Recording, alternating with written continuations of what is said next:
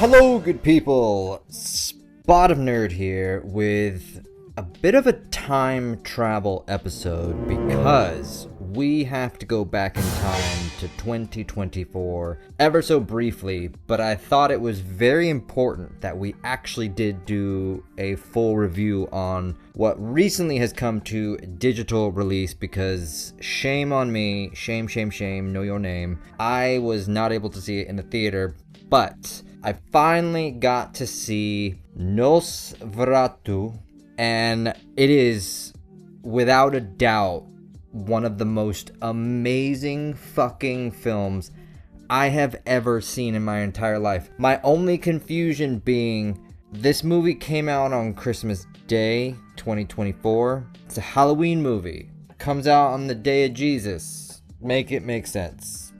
But that's beside the point. Let's do a little Ace Ventura. Let's see that in an instant replay.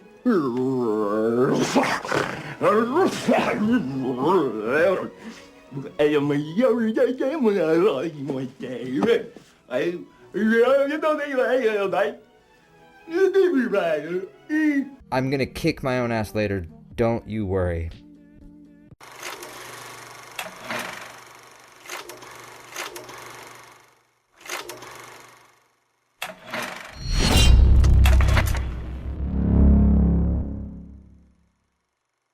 So, NOSFERATU. As you know with this channel, not gonna give you the names of the actors because quite frankly, you can look them up. But there is truly an amazing cast in this film. You've got Kick-Ass, you've got Beasts from the McAvoy X-Men series, you've got shitty Professor X's twin Deadpool shitty villain girl. You've got Goblin, Tobey Maguire's Goblin. You've got some other people that you'll probably recognize. And the dude that plays It the Clown actually plays NOSFERATU. The remake, the reboot of It the Clown. Which, speaking of reboots, supposedly NOSFERATU is a remake of a reboot of a remake. But, you know, with Hollywood, God forbid they actually come up with a different unique story, so they have to just continually reuse every other story they've ever made. This is one of those instances though where it's actually a great thing because this movie is epic, and I cannot say that enough. Realistically, I've said this before and I'll say this a million times again, if I could half this little edit thing that I'm about to do right here, I would give this 3.5 cups of tea out of 4 from yours truly, Spot of Nerd, because it is really just that good. My only piece of criticism, and I'll give you some spoilers. If you don't want to know, look away, go watch the film, then come back and watch this. Or, again, the movie's been out for so long now, you've probably seen it yourself, so I might not really be spoiling anything. My biggest gripe, my biggest criticism of the film is the way that they defeat NOSFERATU. And the way they do it is, man can't get enough of that stuff, if you know what I'm saying. It's the way that he dies, you know, he basically is able to take over an entire town with his evil, with his manipulation, with his dreams, yada yada yada. And lo and behold, what is his Achilles heel? The ladies.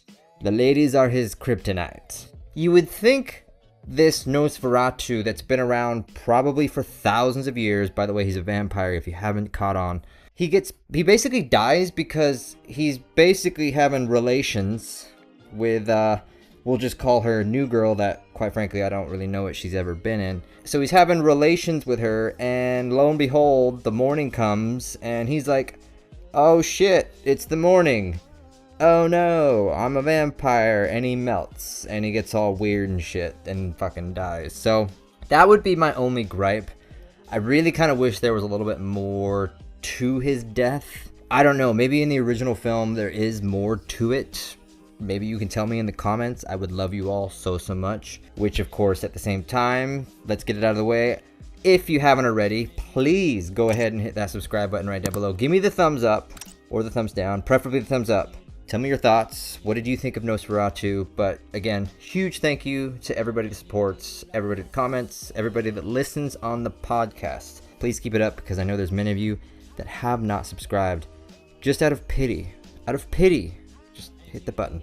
Anyway, Nosferatu. Give you the quick cliff notes. So it starts off, new girl, which again, her name I really don't know, is engaged to Beast, and Beast wants to make some money. He basically wants to boost his reputation. Thus, he goes and meets up with Nosferatu because Nosferatu wants to buy a house in their village, in their town in Germany in the 1800s, so that he can basically take it over, so that he, he has food. Vampires need to eat. They drink blood. Lo and behold, comes to discover that Beast has a fiance. He falls in love just by smelling her hair. It's kind of weird and kind of creepy if you meant it in today's world. 1800s, although I'm not validating it. I think that's just how things kind of were back then. Maybe I'm just being stupid, but like, if you go to war, you would like, here's a handkerchief. It's just how they did things. If anything, I would almost prefer it. I won't go down that road other than the fact that, quite frankly, it just worked. Today, you gotta have like consent forms just to give somebody else a compliment. It's fucking weird. But anyway, lo and behold, Nosferatu now has more desire, more like, oh my god, I need to get to this city so that I can get to the girl, because he thinks Nosferatu is like, I can have anybody I want. So he obviously inhabits her dreams, and there's some pretty fucked up dreams. And when he finally does expose himself, like obviously Beast finds out who he is. He's a vampire. He obviously rushes to get home to try and stop the evil, but he's obviously already there because he shipped himself. He already signed the paperwork that he obviously bought his house, and then he ships himself to Germany. And Mr. Beast, like, he falls into the river, and these nun ladies revive him, but during that whole time, Nosferatu has already gotten back to Germany, and he starts possessing people. And then Nosferatu starts possessing her best friend, which is Professor X's, maybe I should start learning the names. So, New Girl says to Nosferatu in the dreams, I can resist you. I don't need you. There's no way you're ever gonna get me, like, physically, mentally, lovely, all that other stuff. It's never gonna happen because I'm in love with Beast. But he's obviously like, I'm Nosferatu, I'm gonna fucking own you, and I'm gonna fucking do some things to you that you're gonna love. And she obviously is possessed through the whole thing, but when she denies him, she is basically tortured because he then tortures her friends and family that's around her. So New Girl, her best friend is Professor X's sister, Deadpool villain, which was really terrible fucking film, and he kills her kids. So Jackass is left with nobody. It's also really kind of messed up because Jackass, in his like sorrow, because he obviously lost his wife, he lost his kids, he does something with his ex-wife that's kind of messed up. Just watch it. But again, I don't mean to say that this is a good thing, but what I mean from a story perspective, like, this is what only builds the atmosphere of Nosferatu. Like, this is a very dark, gritty ass film that it needs this stuff. It needs you to not necessarily see the gore. I mean, obviously, yes, there is gore, there's blood, there's some pretty like face hugger type shit with Nosferatu when he's sucking the blood out of Beast and some of the other characters. Like, it's pretty dark ass shit, but it's not over the top. So when you see things like what Jackass does to his dead wife, you kind of go, I mean, I don't approve of it, but I get it, if that makes sense. I'm not saying like what happened is okay. I just want to be very clear. It's not okay to do what he did. It's very bad. But somebody in his position, okay, you do you, dude, you do you, and I'll just walk completely the other way. So, cut a long story short, if you have any idea what I'm talking about right now, it obviously ends up at the final stage of the film. Beast gathers up some, like, doctors and priests and this whole 9 yards to stop Nosferatu because they finally learned how to do it. And then obviously New Girl, Beast's fiance, sacrifices herself to destroy Nosferatu because she knows the only way to stop him is to sleep with him, sleep with Nosferatu. So New Girl sleeps with Nosferatu. Obviously Nosferatu sucks her dry, as in her blood, but it's the only way to sacrifice herself so that she can kill Nosferatu by distracting him so that he doesn't realize it's the morning, and thus vampires can't survive the daylight. It's an incredible, I cannot say just how amazing that this film really, really is. The acting is, there's not enough English words that I could use to describe just how incredible every single one of these people does, especially from the time period. You know, this is in the 1800s, this is in Germany. You know, these are some of these actors and actresses, all jokes aside, they are newer. Some you might never heard of, some you've seen before, but they're upping their game. They really, really are, because some of, most of these characters we're seeing, yeah, they've been in Marvel films, they've been in comic book films. This is kind of their first serious role, and they're nailing every piece of it. And we're talking like Oscar-worthy performances.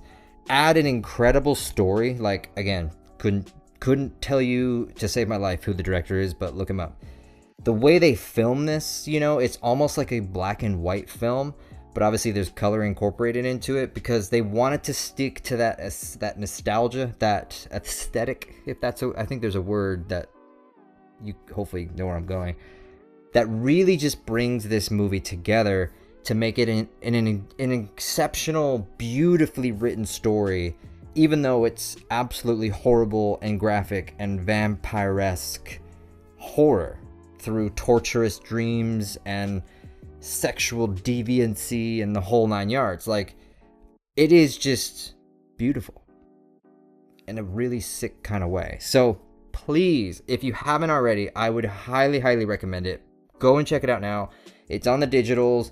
It's probably still in the theater somewhere if you haven't seen it already. But trust me when I say Nosferatu is an absolutely incredible film that I should have done a review on last year, but I figured why not? We're only still in January or February or whenever the hell you watch this. But Nosferatu, Spot of Nerd recommends it. Go check it out. You will not be disappointed. And that's it, folks. If you actually understood anything I just said, congratulations, because even I'm thinking about some of the stuff I've said in this review and I'm like, what the fuck? But I think it's one of those, you can tell the passion, you can tell the excitement, the positivity of just how much I really enjoyed Nosferatu. And I think all jokes aside, I really do think you will too if you give it a chance, especially if you don't have to pay for it as well. I mean, shit, why the fuck not? But I mean, yeah, if you love vampire films, really, this is like the pinnacle of vampire films. This is how vampire films should be standard, as far as, again, the gore, the dark, the gritty, the makeup, the sexualness, the mental torture of dreams and all this other messed up shit. It really reminded me, and I know this is going to be completely, I'm going to get shit for this. It reminded me of True Blood. I fucking loved True Blood. If you are not aware of True Blood, it was a vampire series on HBO probably a few decades ago now. To this day, probably one of my favorite series that ever was made. But again, Nosferatu was just, it's something, it's one of those rare films where if you look at it from the outside, if you never knew that this movie was made before, like it wasn't previously a reboot or remake or whatever the word is, if this was just a standalone film, this would win Oscars left and right. This would win awards because of just how detailed and story and acting and the whole 9 yards just makes this an incredibly epic film altogether, which I've said about 30 times now, but hey, we're a broken record. It's Spot of Nerd. It's what we do here. So seriously, go check it out. Thank you guys so much. If you're watching, if you're listening on the podcast, you guys rule. I really, really appreciate every single one of you. We will catch you guys in the next episode. Laters, y'all.